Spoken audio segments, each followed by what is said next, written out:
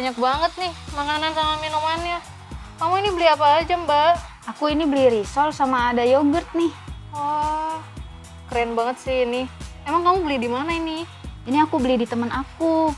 Dia bikin sendiri, tapi masih skala UMKM gitu. Oh gitu. Tapi ini menarik banget sih. Iya, aku jadi pengen beli deh buat buka puasa nanti. Gimana kalau kamu aku antar ke tempat produksinya? Oh gitu. Emang ada ya? Ada deket sini. Oh gitu. Ayo, boleh. Yuk, kita ke sana yuk. Yuk.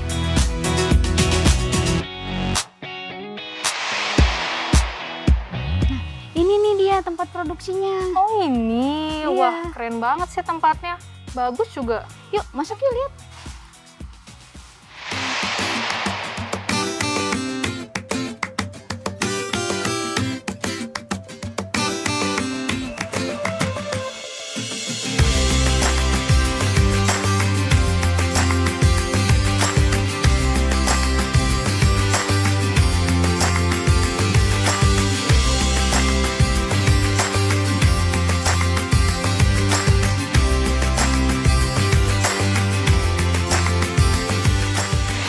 Diawali dari dapur rumah tangga, risol itu sebagai makanan favorit anak-anak saya untuk bekal sekolah. Bawa 3, dia 1, temannya 2. Bawa 5, dia 1, temannya 4. Sampai 10 pun anak saya tetap makan 1. Nah dari situ saya terpikirkan untuk bisnis risoles. Dari situ saya juga mulai memberanikan diri untuk menyewa kios dengan gerobak. Dari situ juga saya berpikir gimana caranya untuk masuk ke modern market, yang ternyata syarat untuk masuk ke modern market itu harus ada izin dari Badan POM. Dari situ saya juga mencari tahu lewat komunitas, berteman dengan produsen-produsen olahan beku. Dari komunitas Frozen Food Indonesia itu saya mendapat fasilitas untuk ikut pendampingan Badan POM yang pertama.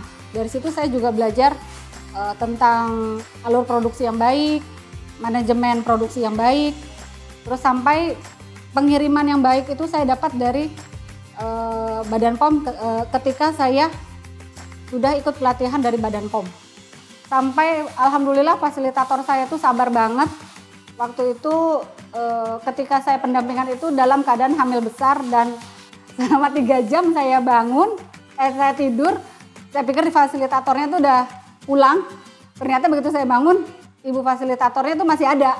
Begitu juga ketika kontrak fasilitator sudah selesai, fasilitator saya itu terus menyemangati saya untuk terus melanjutkan registrasi, di mana juga ireknya juga 80%-nya itu dibantu sama Badan POM. Alhamdulillah dengan adanya MDB POM, pemasaran saya lebih luas, kapasitas produksi saya semakin meningkat. Konsumen saya juga merasa yakin karena produk yang kita olah itu sudah terjamin mutu dan keamanannya. Jadi untuk teman-teman yang mau memproduksi olahan makanan yang baik, segera mendaftarkan dengan ke Badan POM untuk izin edarnya supaya produk teman-teman UMKM lebih bisa dipercaya oleh konsumen. Semoga Badan POM semakin banyak membantu UMKM untuk lebih baik, terutama di daerah.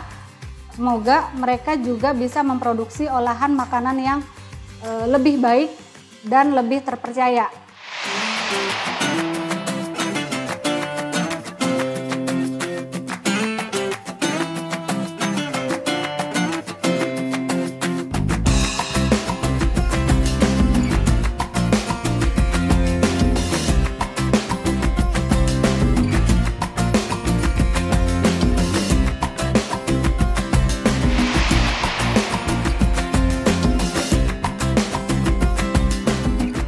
Berawal dari saya bersama dengan teman-teman kuliah saya waktu pas S2 di Malang, itu saya kembangkan sendiri usaha untuk yogurt dan kefir itu di Bogor.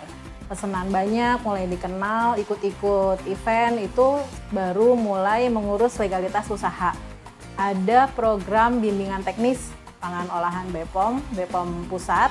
Nah, itu saya ikut tuh, semua peserta BIMTEK itu di follow up untuk pre-audit gitu ya. Nah, saya tidak perlu pindah, saya tidak perlu mendirikan bangunan baru untuk produksi ini, dengan yang ada aja. Itu mereka bilang bisa. Pada saat audit yang kedua itu lolos nilai PSB-nya. Barulah terus kemudian kita daftar produk kan, daftar produk IREK.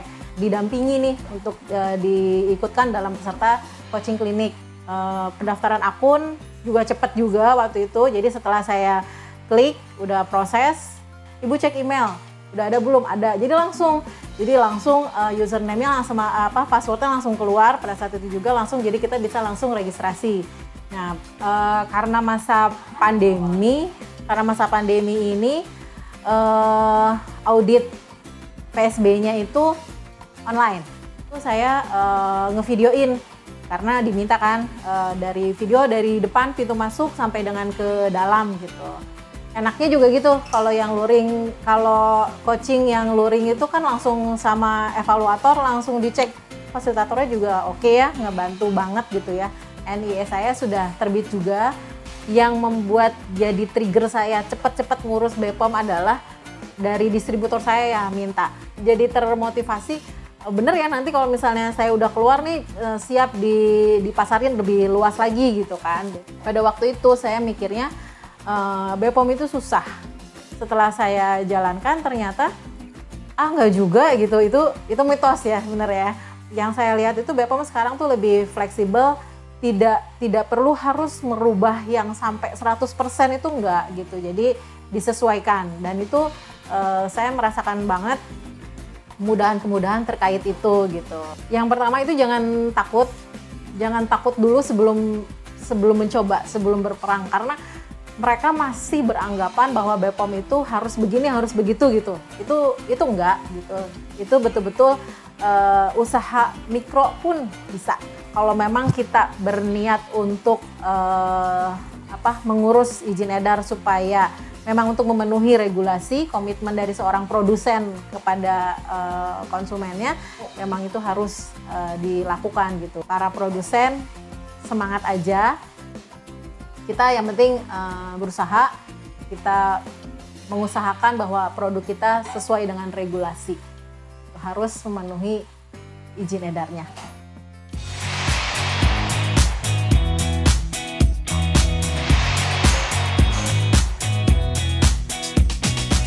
Nah Mbak, dengan kita membeli produk UMKM ini, kita tuh turut membantu UMKM dalam negeri loh.